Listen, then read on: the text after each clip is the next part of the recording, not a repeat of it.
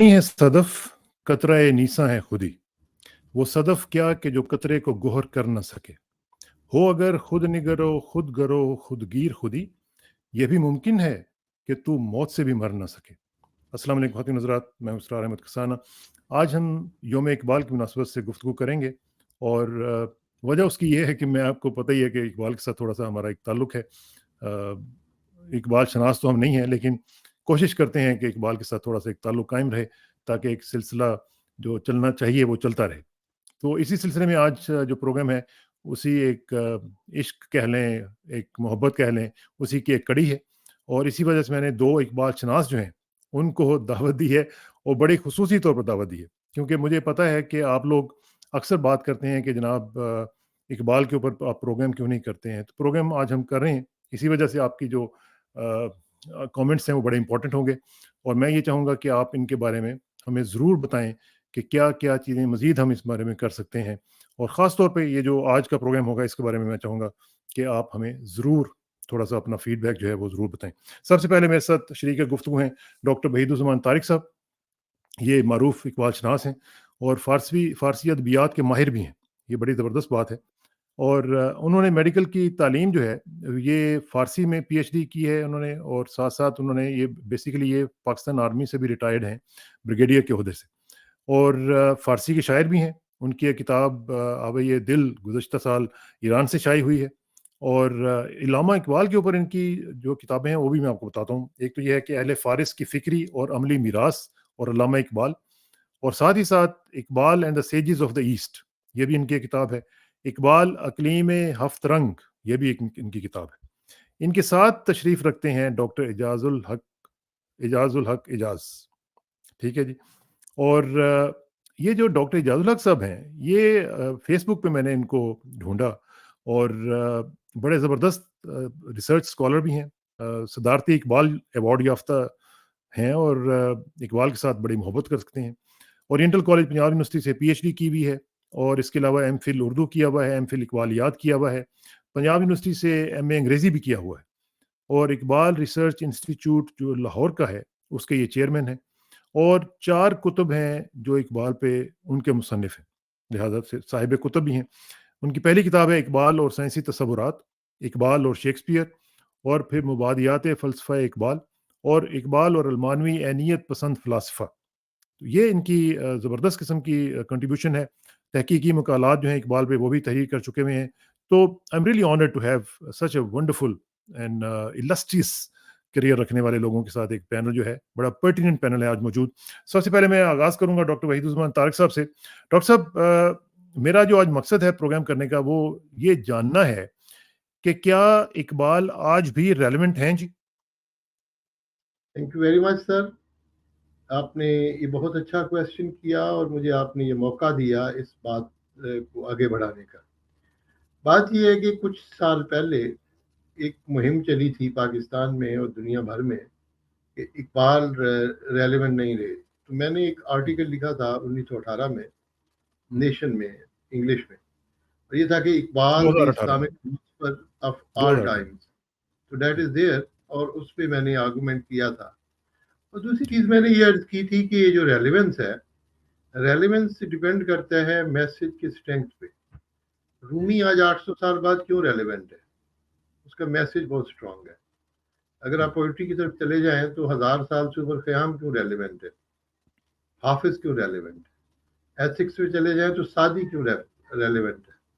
और गालिब, जिसने कभी भी अपने उर्दू शायरी पे फख्र नहीं किया बल्कि ख़त्म करना चाहता था, आज उसकी वजह से क्यों रेलेवेंट है? तो हम अगर उन लोगों को रेलेवेंट कहते हैं जो 1000 साल पहले थे, जैसे फिरदौसी आज भी हाँ। फोकलोर का हिस्सा है 1000 साल बाद भी, पर्शियन बोलने वालों में, चाइना तक, बल्कि ताजिकिस्तान में। तो इकबाल को क्यों आप कहते हैं कि इररेलेवेंट है, जबकि आज दुनिया जिन मसाइल को सामना कर रही है, जिनका उनका ताल्लुक इकबाल के ज़माने से था। इकबाल ने फ़लस्तीन की बात की, इकबाल ने कश्मीर की बात की, इकबाल ने नौआबादियात की बात की, इकबाल ने एक्सप्लॉयटेशन की बात की, इकबाल ने बैंककारी पे होने वाले जुल्म की बात की, इकबाल ने कसिनो इकोनॉमी की बात की, इकबाल ने अरबों की वहदत के पारा पारा होने की बात की, इकबाल ने सेल्फ रिलायंस की बात की, تو یہ باتیں تو آج زیادہ امپورٹنٹ ہیں. اور اقبال نے تو خود کہا تھا کہ نغمہ مزق میں بھی پروازتم من نوائی شاعر فرداستم. میں ایسا نغمہ ہوں جس کو اس کی زخمے کی کوئی ضرورت نہیں ہے، اور میں آنے والے دور کا شاعر ہوں. اور پھر یہ کہا ہے کہ اے بسا شاعر کہ پس از مرگ زاد، مبارک ہو وہ شاعر جو موت کے بعد پیدا ہوا. چشم خود بربست و چشم ماں کشاد، اپنی آنکھیں بند کرنے کے بعد اس نے زمانے کی آنکھیں کھولی. تو میرے خیال میں اپنے وقت سے زیادہ وہ آج ریلیونٹ ہے. ٹھیک ہے، جی سر. چلیں اس میں ذرا ڈاکٹر صاحب کا بھی، ڈاکٹر اعجاز کا بھی ذرا کامنٹ لیتا ہوں. ڈاکٹر اعجاز، ایک تو یہ ہے کہ ریلیونس جو ہے، میں اس لیے پوچھ رہا ہوں کہ یہ جن حضرات کا ذکر کیا بریگیڈی صاحب نے، ان کی قوم کے اندر ابھی بھی ان کو اون کیا جاتا ہے، لیکن ہمارے یہاں ہم نے دیکھا ہے کہ آپ جیسے لوگ تو موجود ہیں، لیکن بحیثیت قوم ہم دیکھتے ہیں کہ ہم ان کو اس طرح نہیں وہ درجہ دے سکے جو کہ ہمیں دینا چاہیے تھا. ہم نے اقبال کی چھٹی جو تھی وہ ختم کر دی تھی. آج تو شکر ہے کہ اس نگران حکومت کا میں شکریہ ادا کرتا ہوں کہ انہوں نے اس کو باقاعدہ طور پہ اناؤنس کیا ہے. لیکن جو ایک ریسیپشن جس طرح ہوتی ہے، ایک ریکگنیشن ہوتی ہے، ایک ایکنالجمنٹ ہوتی ہے کسی بھی شخصیت کی، جو اقبال ڈیزرو کرتے تھے اس طرح ہم نے نہیں ان کو دی ہے. Do you agree with this? جی بالکل، میں آپ سے اتفاق کرتا ہوں. دیکھیے، اگر اقبال جرمنی میں ہوتے تو ان کی گوئٹے کی طرح قدر کی جاتی. اگر اقبال برطانیہ میں ہوتے، انگلستان میں ہوتے، تو ان کی شیکسپیئر کی طرح قدر کی جاتی. اگر اقبال اٹلی میں پیدا ہوئے ہوتے تو ان کی دانتے کی طرح قدر کی جاتی. تو اس وقت آپ دیکھتے ہیں کہ عالمی سطح پہ ایک میں نے شروع کیا ہے سلسلہ عالمی اقبال شناسی کا، تو آپ کی نظر سے بھی گزرا ہوگا. جی بالکل بالکل، بلکہ میں اس کو ایکنالج کرنا چاہتا ہوں. میں بلکہ اس کے اپنے خواتین حضرات میں آپ کو بتاؤں کہ ڈاکٹر اعجاز نے کمال کیا ہے کہ تقریباً ابھی تک میرا خیال ہے کہ 250 تک تو میرا خیال ہے کہ چلی گئی اکاؤنٹ، جو کہ ڈاکٹر اعجاز صاحب نے بہت سارے لوگوں سے جو کہ انٹرنیشنل لیول پہ اقبال پہ کام کر رہے ہیں، ان کی کتب، ان کے ریفرنسز، ان کے نام، یہ جو ہیں وہ ان کی فیس بک پہ اگر آپ جائیں گے تو آپ کو مل جائیں گے. میں کہتا ہوں hats of two you doctor صاحب، کمال ہے. جی بہت شکریہ. یہ جو ہے نا تعداد اب 450 تک پہنچ چکی ہے. تو کہنے کا مقصد یہ ہے کہ المیہ یہ ہے کہ اقبال کو جہاں عالمی سطح پہ اتنا ریکگنائز کیا جا رہا ہے، ان کی خدمات کا اعتراف کیا جا رہا ہے، ان کی فکر کے اوپر یونیورسٹیز کے اندر کام ہو رہا ہے، تو پاکستان کے اندر اقبال جو ہے وہ چند اقبال شناسوں تک یا ماہرین اقبال تک ہی محدود کیوں ہو کے رہ گیا. جیسے ڈاکٹر صاحب ہیں یا اور کچھ لوگ ہیں جو کام کر رہے ہیں اس پر، اقبال سے ایک عقیدت بھی رکھتے ہیں، مگر اگر دیکھیں عام ایک پبلک لیول پہ، ایک قومی سطح پہ دیکھیں، چھٹی تو ٹھیک ہے منا لی، مگر ہمارے ایجوکیشنل جو آرگنائزیشنز ہیں، جو ادارے ہیں، ان کے اندر اقبال کو ختم کیا جا رہا ہے. ٹھیک ہے، اور ایک ایسی سوچ پروان چڑھائی جا رہی ہے جو اقبال ہی کے اینٹی نہیں ہے بلکہ علم کے اینٹی ہے. ٹھیک ہے نا. تو اقبال کو ختم کرنے کا مطلب یہ ہے کہ آپ علم و ادب کو ختم کر رہے ہیں. اس کو جو ایک تہذیبی روایت ہے ہماری علم و ادب کی، اس کو آپ ختم کرنے جا رہے ہیں. تو میں دیکھتا ہوں کہ ہمارے بہت افسوسناک ایک صورتحال ہے عام پبلک لیول پہ کہ علامہ صاحب کے اشعار غلط کوٹ کیے جاتے ہیں اور ان کو پڑھنے کی زحمت ہی گوارا نہیں کی جاتی، اور تحقیق تو بہت دور کی بات ہے. ہمارے بڑے بڑے اسکالرز ان کے اوپر ایسے باتیں کرتے ہیں، ایسے اعتراضات وارد کرتے ہیں کہ وہ ان کی علمی جو محقق جو لوگ ہیں، کئی ایسے بھی ہیں، وہ اقبال کو سمجھنے کی کبھی کوشش نہیں کرتے کہ اقبال کتنا ڈیپ شاعر ہے اور اس کے مفاہیم جو ہیں وہ کتنے متنوع ہیں. تو یہ ہم نے کبھی دیکھنے کی کوشش نہیں کی. تو یہ ڈاکٹر صاحب کی بات بھی بالکل درست ہے کہ جو ریلیونٹ تو ہے، لیکن ریلیونس تو ہے، لیکن وہ جو ہونا چاہیے یہاں پہ، جو پاکستان کے اندر خاص طور پہ جو کام ہونا چاہیے، جو ریسرچ ہونی چاہیے، وہ نہیں ہوتا اس طرح نہیں. ٹھیک ہے. اچھا بریگیڈ صاحب، یہ ذرا مجھے بتائیں کہ یہ جو اقبال کے حوالے سے ہم گفتگو کر رہے ہیں، اقبال کا بیسک جو نقطہ ہے وہ تو یہ قوم کے اندر ایک جذبہ پیدا کرنا ہے. جس طرح اس نے کہا نا کہ زندگانی را بقا از مدعاست، کاروانش را درا از مدعاست. تو جب تک کوئی مدعا نہیں ہے، جب تک کوئی آرزو یا تمنا نہیں ہے، تو اس وقت تک وہ کہتا ہے کہ کچھ بھی نہیں ہے آپ کے پاس, اور اس قافلہ جو ہے قافلہ آرزو کے سبب بھی چلتا ہے, بس ویسے تو قافلہ کوئی چلتا ہی نہیں ہے, کوئی منزل ہوگی تو چلے گا. ہم دیکھ رہے ہیں کہ ہماری جو قوم ہے, جو منزل اقبال چاہتا ہے کہ ہم اپنائیں, جو ٹارگٹس وہ دیتا ہے ہمیں, ہم ان ٹارگٹ سے بہت دور ہو چکے ہوئے ہیں. اور خاص طور پہ میرا جو مقطع نظر آج کے پروگرام کا ہے وہ یہ ہے کہ جو یوتھ ہے ہماری, جس نے آگے لے کے چلنا ہے اس میسج کو, اس پیغام کو, اس تک یہ پیغام نہیں پہنچ پا رہا. ہماری کہاں کہاں پہ غلطیاں ہو رہی ہیں, یہ ذرا آپ نشاندہی کریں جی. تھینک یو ویری مچ سر. آپ نے جو بات کی ہے اقبال کے شعر سے اس کی توثیق ہوتی ہے کہ میرے سپاہ نا سزا لشکریاں شکست صف, آہ وہ تیر نیم کش جس کا نہ ہو کوئی ہدف. تو یہ تو حالات ہے قوم کا. اب ایک چھوٹی سی میں آپ کو مثال دوں گا کہ اقبال کا کلام اردو میں بھی ہے اور زیادہ فارسی میں ہے. فارسی کے اثرات جو میں نے دیکھے ہیں سینٹرل ایشیا میں, ایون افغانستان میں اور ایران میں, مجھے اس وقت بڑی شرم محسوس ہوئی کہ چند ایک دن پہلے پروفیسر علی رضا سنگری تشریف لائے, تو میری ان سے بڑی طویل ملاقات ہوئی لاہور میں. تو پروفیسر سنگری ہم سے بڑے ہیں عمر میں, اور تہران یونیورسٹی کے ہیڈ آف ڈپارٹمنٹ رہے فارسی کے, بہت بڑے شاعر ہیں.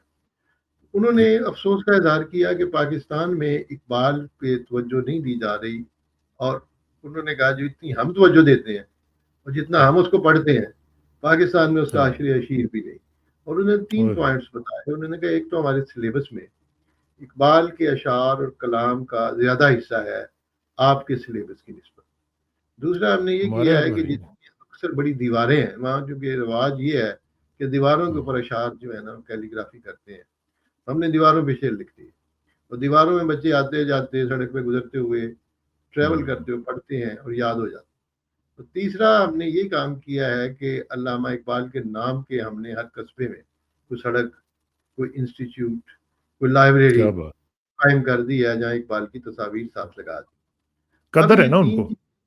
جی اب دیکھیں 3 چیزیں اس ملک میں جہاں حالانکہ اقبال نے کہا ہے, بس کوئی ایسی بات نہیں, ان کو بھی ایڈریس کیا ہے.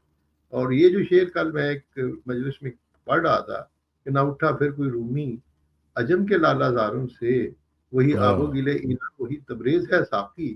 اس کا اگلا شعر اسی کا اگلا شعر ہے کہ نہیں ہے نا امید اقبال اپنی کشتے ویرا سے, مٹی بڑی زرخیز ہے ساقی. تو یہ مٹی انہوں نے پہلے شعر کے ساتھ اگر دیکھیں تو ریلیونس ان کے ساتھ بنتا ہے, ایڈریس انہیں کیا انہیں, اور سینٹرل ایشیا کو بھی کیا ہے. اور سینٹرل ایشیا کا حال یہ ہے کہ آپ حیران ہوں گے کہ مجھے اقبال اکیڈمی سے پتہ چلا کہ آج کل ہم جتنے بھی اقبال کے فارسی کلیات چھاپتے ہیں وہ چند دنوں میں مارکیٹ سے غائب ہو جاتے ہیں. جب پتہ کیا کہ کدھر جاتے ہیں تو پتہ چلا وہ سینٹرل ایشیا چلے جاتے ہیں. پاکستان میں اس کا ریڈر نہیں ہے, اور سینٹرل ایشیا میں جو اس پہ رسم الخط پہ کر رہے ہیں. اور میں نے چونکہ آن لائن پچھلے سال ایک کانفرنس ہم نے میں صدارت کی تھی, اور اس میں دہلی سے لے کے, دہلی بھی تھا, بہاولپور بھی تھا, اور دوشنبہ, سمرقند, باکو اور کابل, تہران اور تبریز میں علیحدہ اجلاس تھے جن کو میں صدارت کر رہا تھا, فارسی میں تھے. تو مجھے حیرت ہوئی کہ وہ لوگ کس قدر پڑھ رہے ہیں. اب بات یہ ہے کہ اگر آپ ریلیونس کی بات کریں کوئی انٹرنیشنل لیول پہ چلے گئے, انٹرنیشنل ریلیونس کا تو یہ حال ہے کہ 2020 میں رملہ میں یا فلسطین میں اقبال ڈے منایا گیا, تو اس میں انہوں نے کہا کہ اقبال سے بڑھ کے ہمارے لیے کسی نے کبھی کوئی بات نہیں کی. یہ فلسطین میں ہوا. عبدالوہاب النظام وہ ترجمے جو عربی زبان میں ہے وہ ایسے لگتا ہے کہ اقبال کا اوریجنل کلام ہے. تو اب فارسی کے بعد حالانکہ اقبال نے کہا تھا کہ شعر من در عجم آتش کہن, میرے شعر نے ایران میں تو پرانی آگ جلا دی ہے. عرب سے نغمہ شوق ہنوز بھی خبر ہے کہ عرب میرے نغمہ شوق سے بھی بے خبر ہے, لیکن عرب تک بھی پہنچ گئی بات. اور پھر انڈیا کتنا بھی آپ اس کو کہہ لیں کہ وہ ہیں اس پہ ریلکٹنٹ, ان کا حال یہ ہے کہ آج بھی ان کی فوج کی جو جتنی دھنیں ہیں ان کی پریڈ کی, سب سے سارے جہاں سے اچھا ہندوستان ہمارا پہ ہے, ہندوستان ہمارا. اور ان کا جو پہلا ایسٹروناٹ گیا تھا اس سے پوچھا انہوں نے انڈیا کیسے لگا, تو اس نے کہا کہ سارے جہاں سے اچھا ہندوستان ہمارا. منموہن سنگھ نے جب وزیر اعظم کا منصب سنبھالا تو اس نے کہا کہ آج فخر کی بات ہے کہ آج اس شاعر کا جنم دن ہے جس نے یہ کہا تھا سارے جہاں سے اچھا ہندوستان ہمارا, اگرچہ یہ جرت نہیں ہوئی کہ اس شاعر کا نام لے سکے. وہاں پہ وزیر اعلیٰ تھی بنگال کی، انہوں نے اقبال ڈے منایا بڑے تم تراک کے ساتھ. تو میں نے جو انڈیا میں خود بھی دیکھا جا کے کہ گورنمنٹ کی سطح پہ جتنی بھی ریلکٹنس ہے اقبال کو وہ فراموش نہیں کر سکے. تو انہوں نے کہا اقبال پہلے شاعر تھا پھر پولیٹیشین تھا، ہمیں شاعر اقبال سے غرض ہے جس کو ہم جانتے ہیں اور جس سے ہم محبت کرتے ہیں. اسی طریقے سے چائنا میں ترجمے ہوئے، چائنا پھر جاپان میں. تو اقبال نے بین الاقوامیت حیثیت تو اختیار کر لی. تو پاکستان کے جیسے ڈاکٹر صاحب نے فرمایا ہے، ڈاکٹر کی ہے، ہمارے یہاں انسان فارچونیٹلی چونکہ علمی فقدان ہے، ہم علمی بینکرپسی میں، ہم نے پڑھنا بند کر دیا اور ہمارے ہاں ایک منفی سوچ پیدا ہو گئی ہے جو جان بوجھ کے کر رہے ہیں اقبال کے خلاف پروپیگنڈا. تو یہ ہے میرا موقع. اور میں اعجاز صاحب سے ذرا اسی بارے میں جو آپ نے گفتگو کی اس کو تھوڑا سا آگے بڑھاتے ہوئے، جو ایک سیلف رسپیکٹ کا کانسیپٹ ہے جو کہ خودی کا بھی ہے، اس میں ہم دیکھتے ہیں کہ اقبال جو ہے وہ ایک خاص میسج دینا چاہتے ہیں جس کی وجہ سے، جس کی عدم موجودگی کی وجہ سے یہ ہم حالات دیکھ رہے ہیں. اقبال کا ایک شعر ہے نا کہ فارسی میں اس نے کہا کہ بتروش تیشہ خود جادہ خیش براہ ریگراں دفتن رفتن عذاب است. یعنی اپنا راستہ اپنے تیشے سے خود تراشو، دوسروں کے راستے پہ چلنا تو ایک عذاب ہوتا ہے. تو یہ جو اقبال کے اس طرح کے جو کانسیپٹس ہیں جن کو ہم اس طرح نہیں انٹروڈیوس کروا رہے، اور اسی کی وجہ سے ہم دیکھ رہے ہیں کہ ہمارے اندر نیشنل لیول پہ سیلف رسپیکٹ کی کمی ہے، ہمارے یہاں خودداری کی کمی ہے. ہم لوگ ایک گم گشتہ راہ کی طرح جس طرح ہوتا ہے وہ اس طرح ہم بھٹکتے چلے جا رہے ہیں، کچھ پتہ ہی نہیں کہاں پہ جانا ہے. تو یہ کیسے کریٹ کیا جا سکتا ہے جی back into the mainstream? جی بالکل. یہ دیکھیں اقبال کا جو فلسفہ خودی ہے وہ ان کے تمام جتنے بھی فلسفیانہ تصورات ہیں اس کا مرکز و محور ہے، چاہے وہ میٹا فزیکل کنسیپٹس ہوں یا فزیکل ہوں یا آپ کے جو ایتھیکل کنسیپٹس ہیں یا آپ کے جمالیاتی جو یا بقائے دوام کا جو تصور ہے. تو جتنے بھی تصورات ہیں ان کا مرکز و محور جو ہے وہ خودی ہے. تو یہ ایک ان کی سمجھ لیں کہ ایک ماسٹر کیٹیگری ہے خودی جو ہے ایگو. اگر ہم اسی کو سمجھ لیں تو ہمارے بہت سے مسائل حل ہو سکتے ہیں. مطلب ہمارے دیکھیں جو آپ نے بھی نشاندہی کی ہے کہ ہمارے اندر قومی شناخت کا احساس ختم ہوتا چلا جا رہا ہے اور اس کو ختم کیا جا رہا ہے اور ہم اسی رو میں بہہ رہے ہیں. ہمارے اندر کوئی سیلف ڈگنیٹی نہیں ہے، ٹھیک ہے. اور اقبال جو ہے وہ تو سیلف ریلائنس کی بات کرتا ہے کہ اپنی خودی کو جو ہے وہ آپ کو ابھاریں، اور اسی سے پھر آپ کے اندر وہ جذبہ پیدا ہوتا ہے جو آپ کو مسائل سے جو ہے وہ اقبال نے، بلکہ مجھے یاد آ رہا ہے کہ اقبال نے کہا نا کہ محرم خودی سے جس دم ہوا فقر تو بھی شہنشاہ میں بھی شہنشاہ. بالکل. تو ہم نے فقر کو بھی وہ سمجھنے کی کوشش نہیں کہ اقبال کس فقر کی بات کر. تو وہ دیکھیں اقبال کا جو تصور بے خودی ہے جو کمپلیمنٹ کرتا ہے خودی کو، تو اس کو بھی ہم نے نہیں سمجھا جو قومی خودی ہے، ٹھیک ہے نا. قومی خودی یا قومی شناخت، اور یہ زیادہ ہمارے لیے اہم ہے. خودی تو ہے ہی اہم، لیکن جب وہ ایک کولیکٹیو خودی میں یا سیلف میں ڈھلتی ہے وہ کتنی زبردست وہ ایک چیز بنتی ہے. کبھی ہم نے نہیں سوچا کہ بھئی وہ تو پھر وہی بات ہوگی نا، جب نیشنل لیول پہ آپ بات کریں تو پھر تو وہ تبھی آئے گی نا جب اس نے کہا تھا کہ بتانے رنگ و خون کو توڑ کر ملت میں گم ہو جائے، نہ تورانی رہے باقی، نہ ایرانی نہ افغانی. جی. اب وہ ایگو کو ہم کیا سمجھتے ہیں کہ جسٹ ایک دیکھتے ہیں کہ خود غرضی کی طرف ہم اس کو سمجھتے ہیں یا ایک غرور اور تکبر کے معنوں میں لے لیتے ہیں. حالانکہ خودی سے بہت بلند ایک میٹا فزیکل ایک ایشو ہے، اور اس کو آپ ہم نے سمجھنے کی کبھی دیکھیں عشق ہے اقبال کا ایک بہت بڑا تصور ہے. تو جو ایگزسٹنس ہے اس کا جوہر جو ہے، اس کی ایسنس جو ہے وہ خودی ہے، اور خودی کی ایسنس یا جوہر جو ہے وہ عشق ہے. تو عشق کو بھی ہم نے نہیں سمجھا. بھی پچھلے دنوں ہمارے ایک بہت بڑے یہاں پہ مترجم ہیں اور انہوں نے اقبال کے حوالے سے ایسی بات کر دی تو لگا کہ جیسے انہوں نے اقبال کا عشق کا مفہوم کو بھی سمجھا ہی. تو ایک ڈکشنری کا میننگ لے کے آپ چلتے ہیں جب، تو یا جو مروجہ ایک کنسیپٹ لے کے چلتے ہیں عشق کا، تو اقبال کو آپ نہیں سمجھ سکتے. تو عشق ان کے یہاں ایک بہت دیکھیے جیسے وہ کہتے ہیں ستاروں سے آگے. جی جی.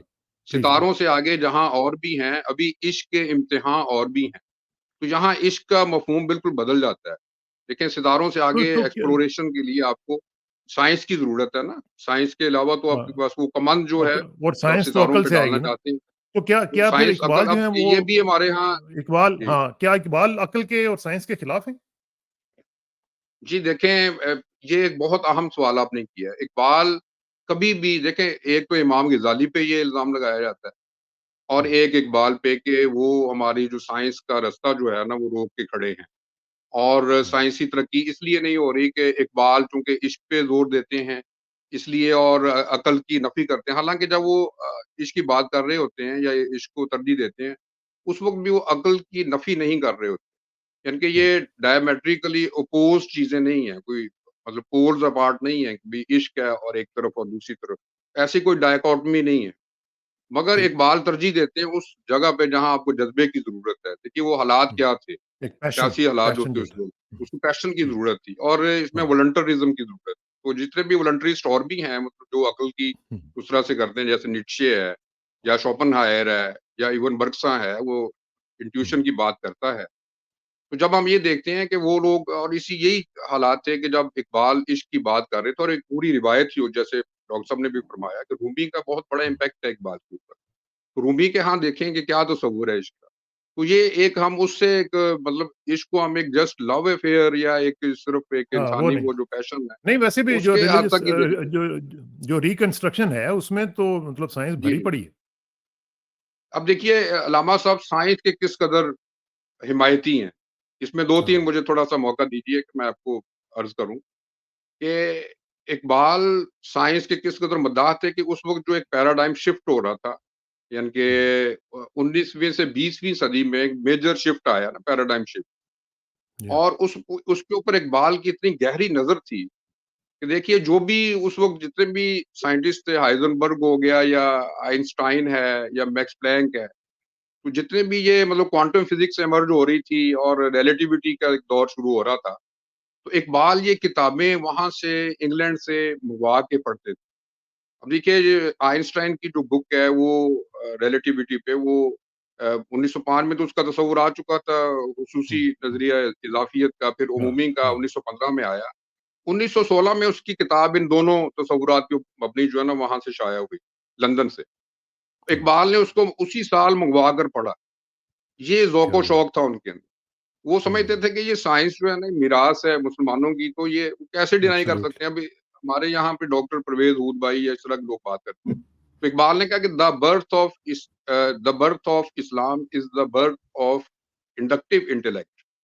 اب دیکھیے جو سائنس کی بنیاد ہے نا وہ کس استدلال پہ ہے، ٹھیک ہے، وہ ہے استقرائی استدلال پہ، اور جو یونانی استدلال تھا وہ استخراجی تھا زیادہ تر بیشتر، مگر اقبال نے اس کو ڈینائی اسی لیے کیا کہ یہ حصی ادراک کو جو ہے نا وہ اس طرح سے نہیں لیتا، خاص طور پہ جو افلاطون اور اس سے پہلے سقراط کا جو فلسفہ ہے، ارسطو نے ٹھیک ہے اس کو کیا، انکارپوریٹ کیا، لیکن جو یہ فلسفہ کی نفی کیوں اقبال کر رہے ہیں کہ یہ حصی ادراک، اسی لیے اقبال نے کہا نا کہ جو قرآن کی اسپرٹ ہے وہ اینٹی کلاسیکل ہے۔ یہ کیوں کہا؟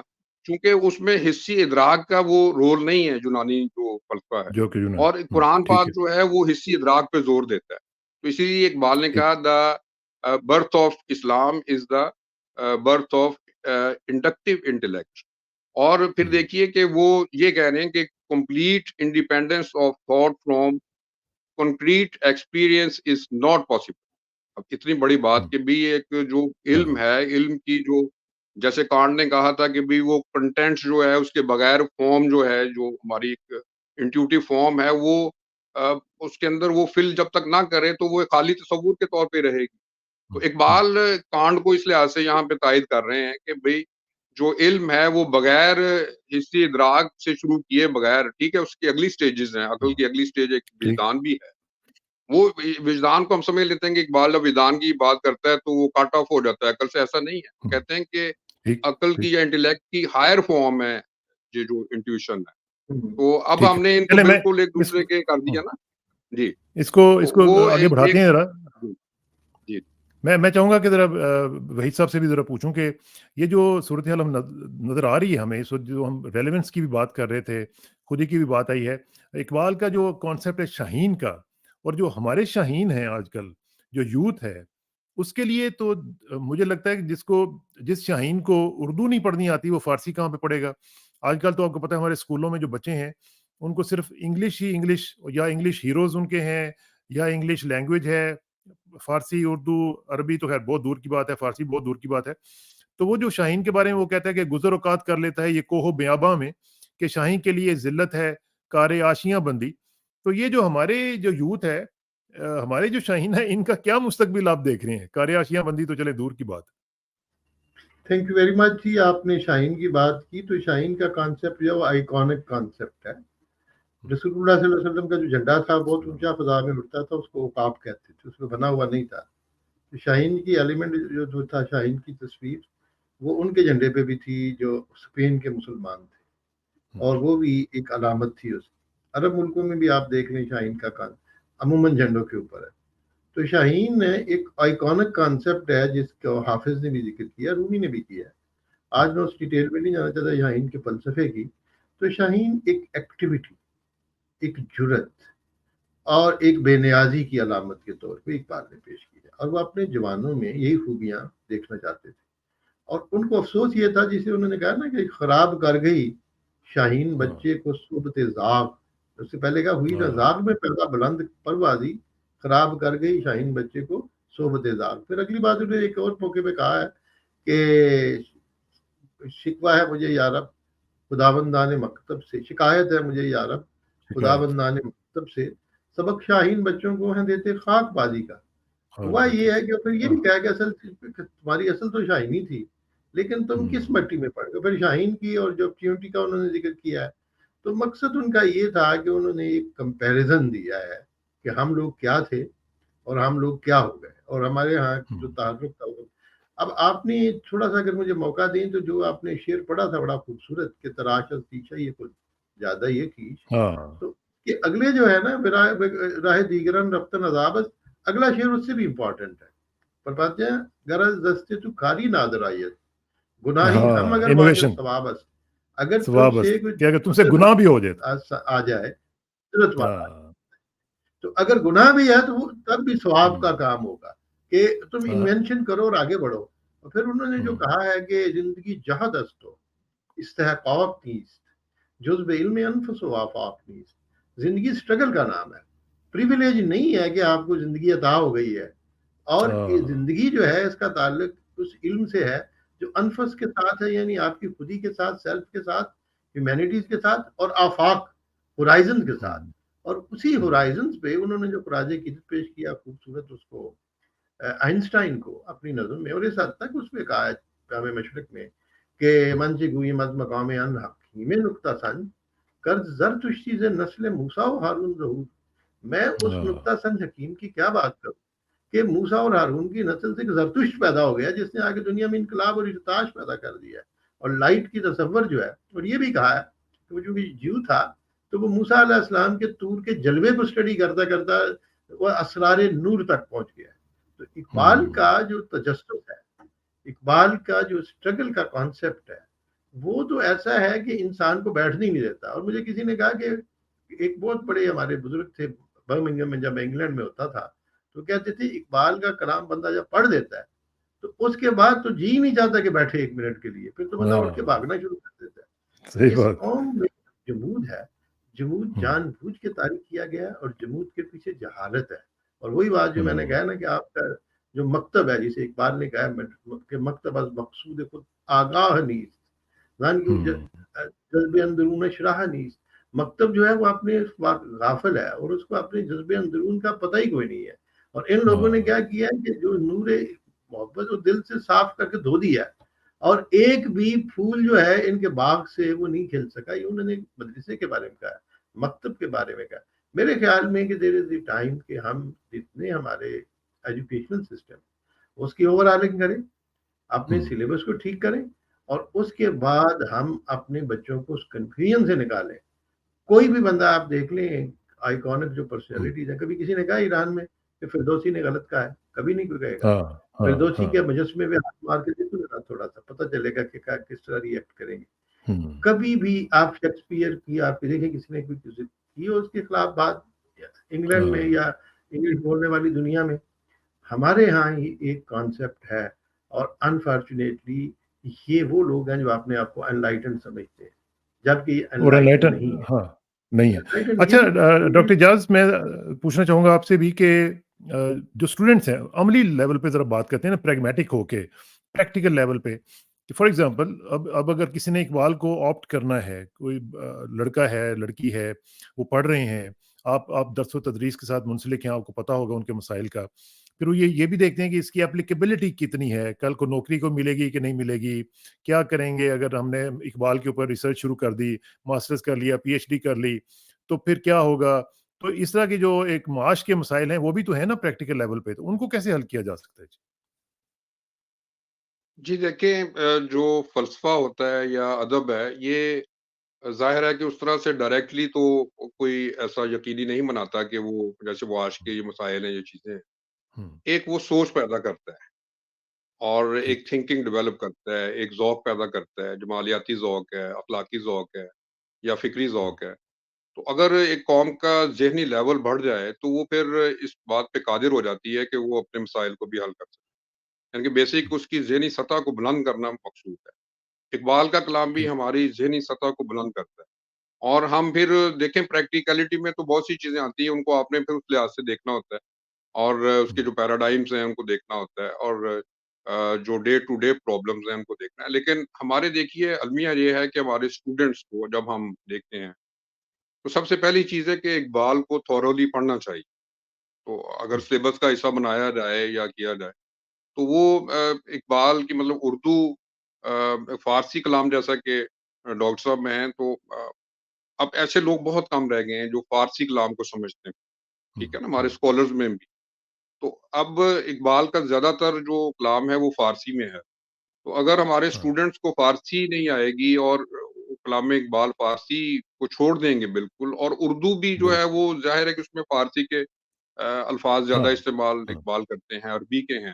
تو ان زبانوں سے جب ہم کٹ آف ہو جاتے ہیں تو اقبال کو سمجھنے کی بنیادی جو اس کی کوالیفیکیشن اس سے معروم ہو جاتا ہے. پہلے تو ہمیں یہ کرنا ہوگا کہ یہ چیزیں ہم اپنی جو تہذیبی جو دیکھیں اقبال ہمارا ایک تہذیبی اثاثہ ہے اور یہ زبانیں بھی ہماری تہذیبی شناخت، ان کو جب تک ہم بحال نہیں کرتے اور اپنے اسٹوڈنٹس کے اندر یہ احساس نہیں پیدا کرتے کہ ٹھیک ہے انہیں نظر آتا ہے کہ بھئی ڈائریکٹ اور یہ ڈگریاں جو ہیں ان کے لیے کوئی مطلب فوری طور پہ کوئی روزگار کا ویسے انتظام تو نہیں کر پائیں گے، جیسے آپ مطلب کوئی چارٹرڈ اکاؤنٹنٹ بن جاتا ہے یا کوئی مطلب طب کے شعبے میں چلا جاتا ہے. یہ پروفیشنل اسٹڈیز جو تو یہ کوئی پروفیشنل اسٹڈی تو نہیں ہوتی ہے ادب جو ہے. لیکن یہ ادب جیسے ڈاکٹر صاحب دیکھیں، ڈاکٹر صاحب نے مطلب طب بھی پڑھی ہے، مطلب یہ ڈاکٹر ہیں، اور اس کے ساتھ ساتھ یہ اس ذوق کی آبیاری کے لیے انہوں نے اپنے طور پہ دیکھیں کتنی اب پی ایچ ڈی کی اور کام کیا اقبال پہ. تو یہ ذاتی ایک ذوق بہت ضروری ہے.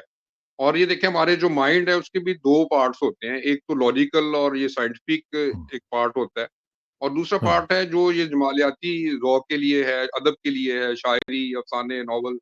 اب اگر یہ باقاعدہ تحقیق ہوئی ہے کہ اگر ہم یہ چیزیں نہیں پڑھیں گے ادب، تو ہمارا جو برین کا وہ حصہ ہے، وہ پارٹ جو تقریباً آدھا حصہ ہے وہ ان ایکٹیو رہے گا.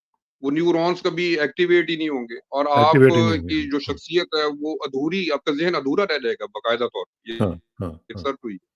تو یہ اسی لیے یہ سبجیکٹس بہت ضروری ہیں تاکہ ایک کمپلیٹ اور ایک کمپریہنسو پرسنالٹی ڈیولپ ہو.